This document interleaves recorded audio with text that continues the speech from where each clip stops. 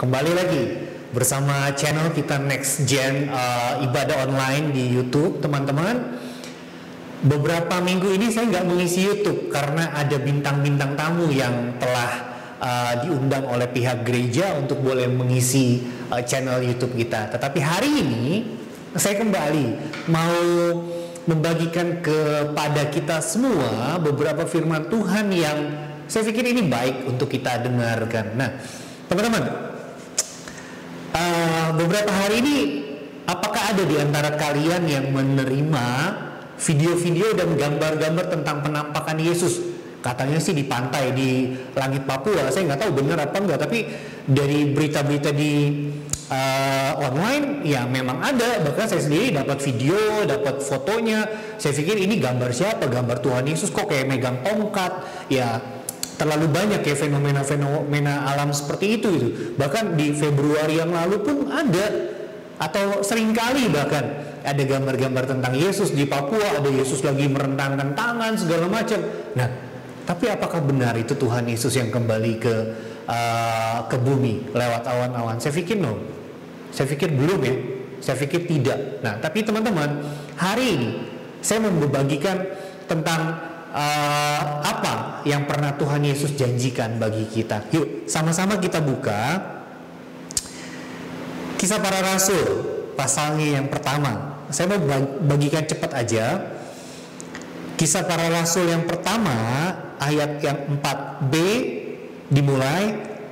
Telah kamu dengar daripadaku, sebab Yohanes membaptis dengan air, tetapi tidak lama lagi kamu akan dibaptis dengan Roh Kudus. Saya mau lanjut.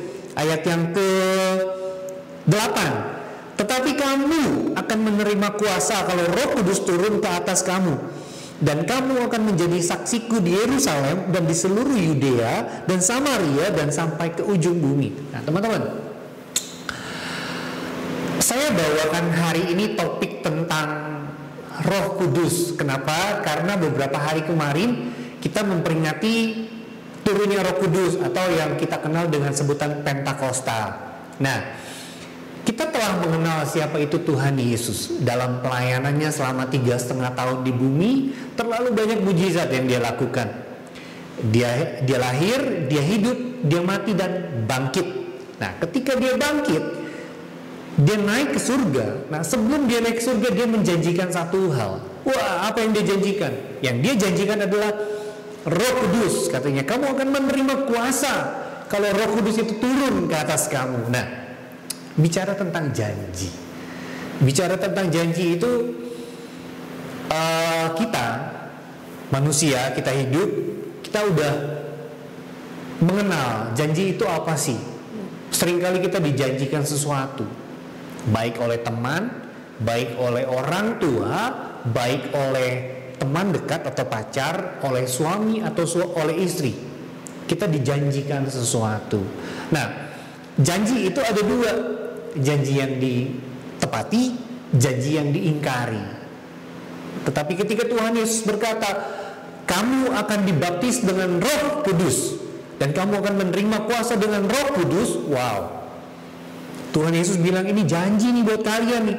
Aku akan pergi ke rumah Bapakku, aku akan pergi ke surga, aku akan pergi ke tempat dari mana aku berasal. Tetapi aku tidak akan membiarkan kamu sendiri. Aku akan memberikan penolong bagi kamu. Wah, janji. Tuhan Yesus berjanji. Wah, murid-muridnya yang pernah ditinggalkan oleh Tuhan Yesus di dalam kematiannya, mungkin mereka syok. Aduh Tuhan, kamu pergi lagi, tinggalin aku lagi. Sekarang kamu janjikan ada penolong yang lain, penolong yang baru, sosok yang baru. Apakah itu benar gitu kan? Nah, tapi istimewanya adalah kita akan lihat Kisah Rasul pasal yang kedua, ayat yang pertama ya.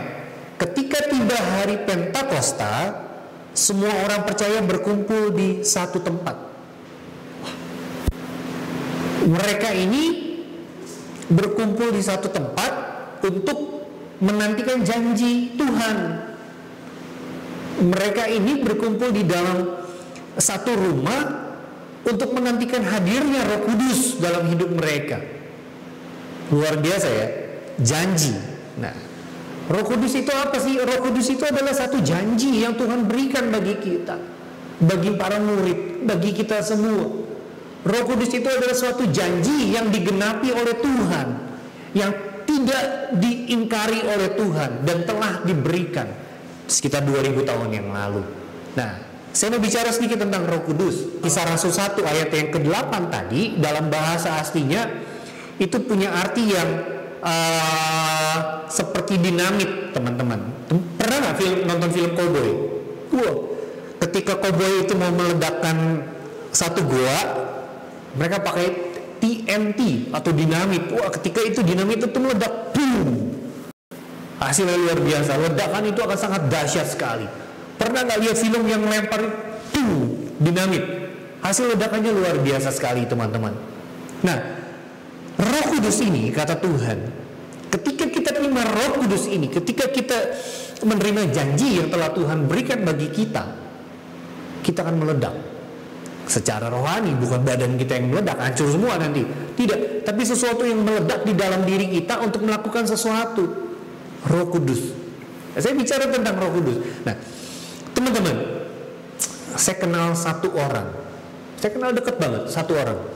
Dia punya mama, punya papa.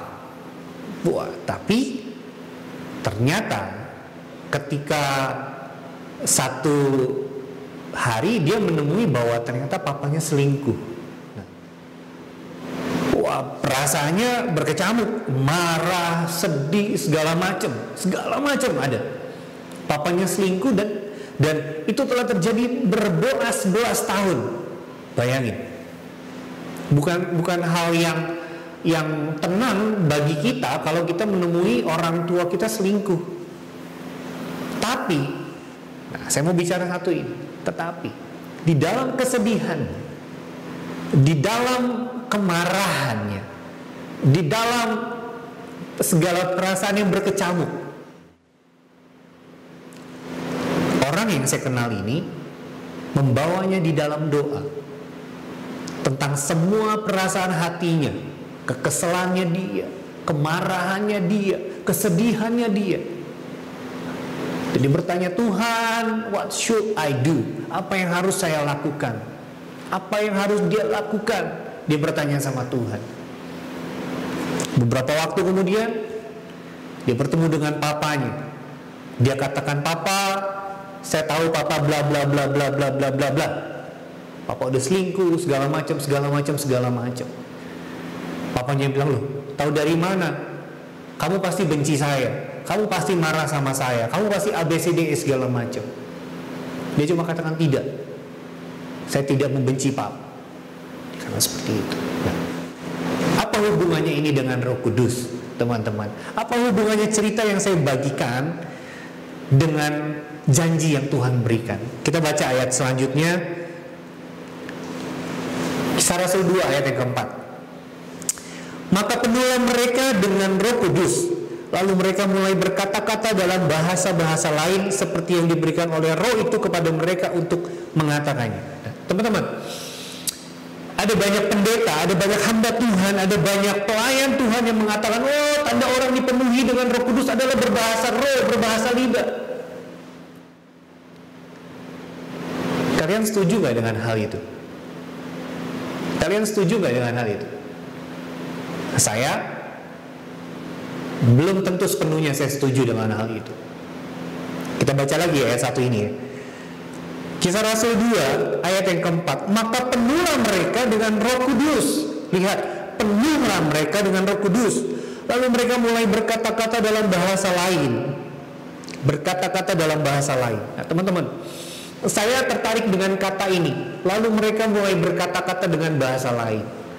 Saya nggak pusing mereka berkata-kata bahasa apa. Saya nggak pusing apakah mereka berbicara bahasa roh. Saya nggak pusing itu.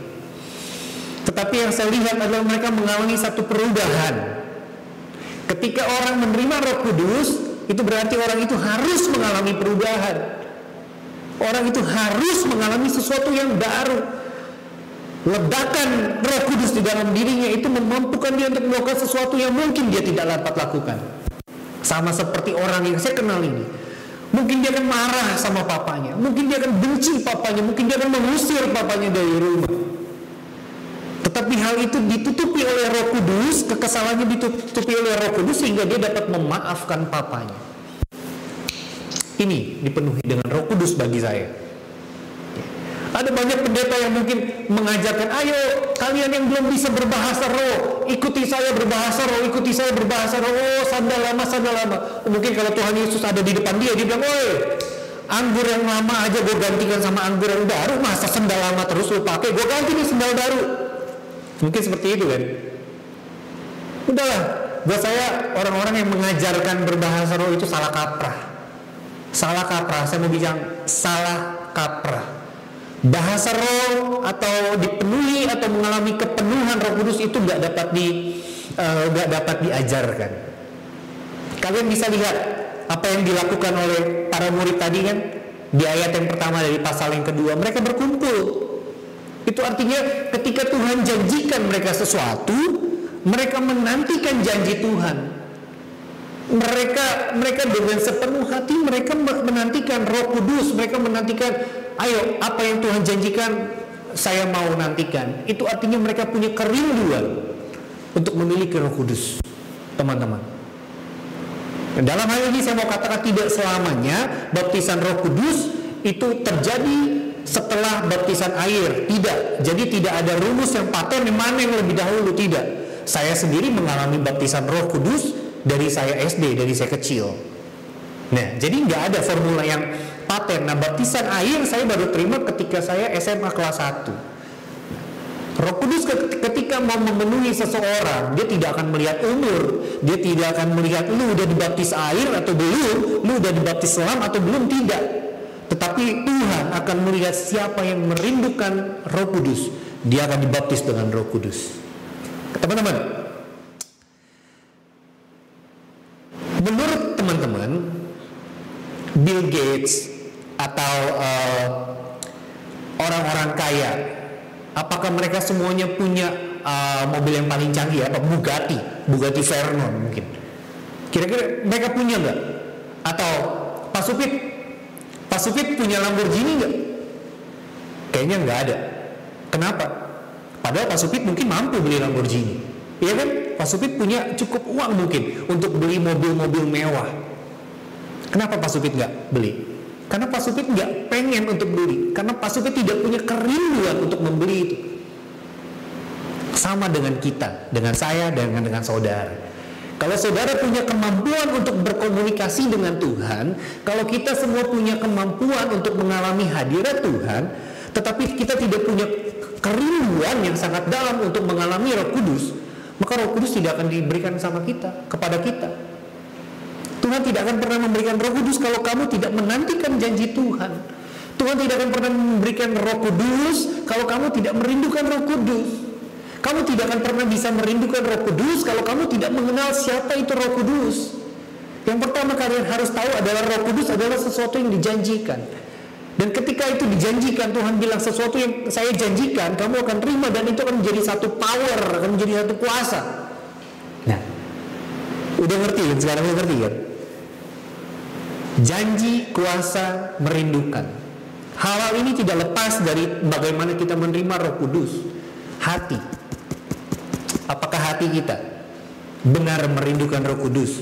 Atau mungkin kita berpikir, oh enough, aku ke gereja, aku berdoa, aku memuji Tuhan, aku menyembah Tuhan, it's enough for me. Seperti itu.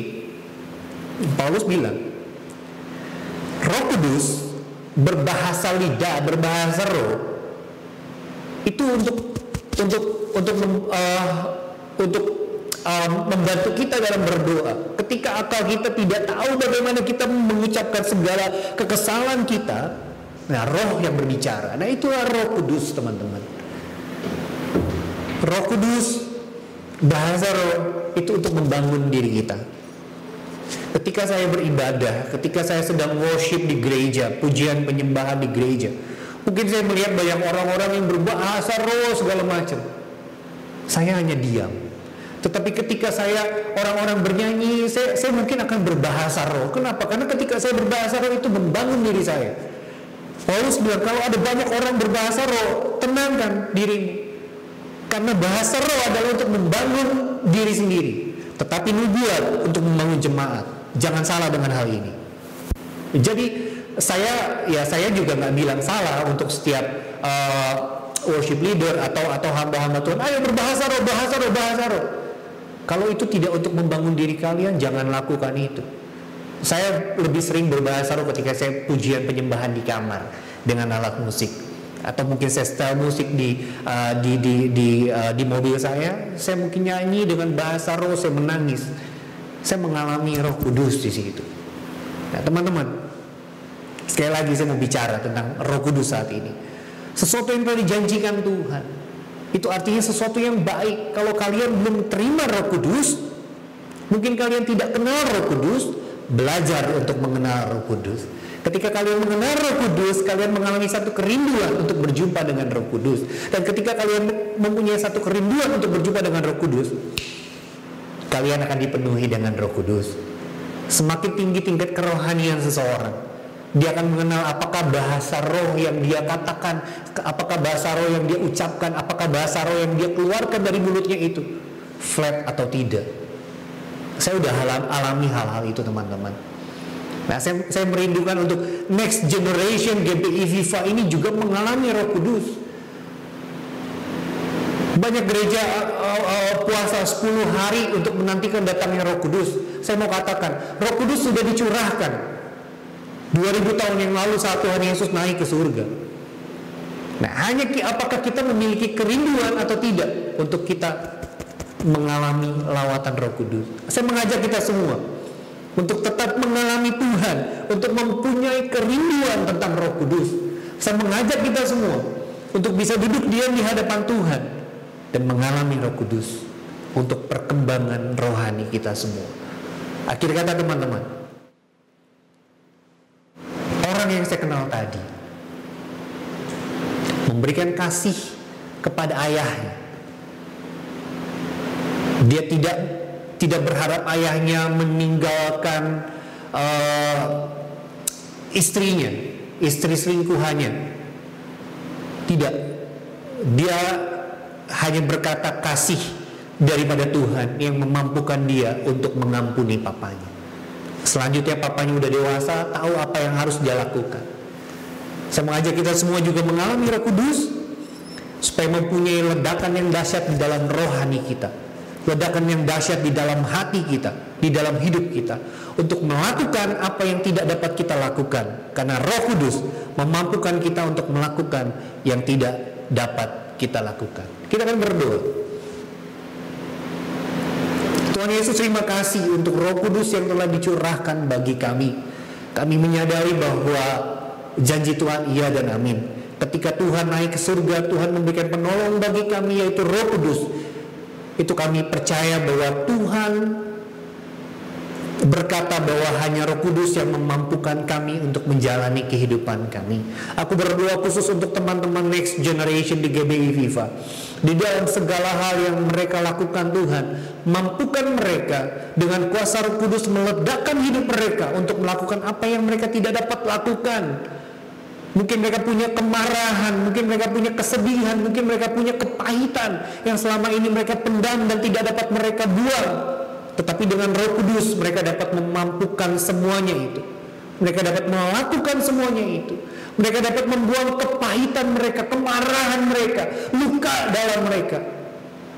Kami percaya Tuhan, Roh Kudus bersama-sama dengan kami, lawat setiap umat Tuhan yang mendengarkan firman Tuhan ini. Karena kami percaya firman Tuhan berkuasa bagi kami, karena firman Tuhan memberikan kehidupan bagi kami. Terima kasih Tuhan, memberkati gereja kami di bawah penggembalaan Bapak Abraham Konrad Supit. Di dalam ibadah-ibadah online yang kami lakukan, Tuhan memberkati. Bahkan pekerja, semua pelayan Tuhan di kantor, dimanapun kami berada, Tuhan memberkati kami semua. Mampukan kami untuk kami boleh melewati hari-hari kami. Terima kasih Tuhan Yesus. Di dalam nama Yesus kami berdoa, kami bersyukur. Haleluya. Amin. Tuhan Yesus memberkati kita semua. Haleluya.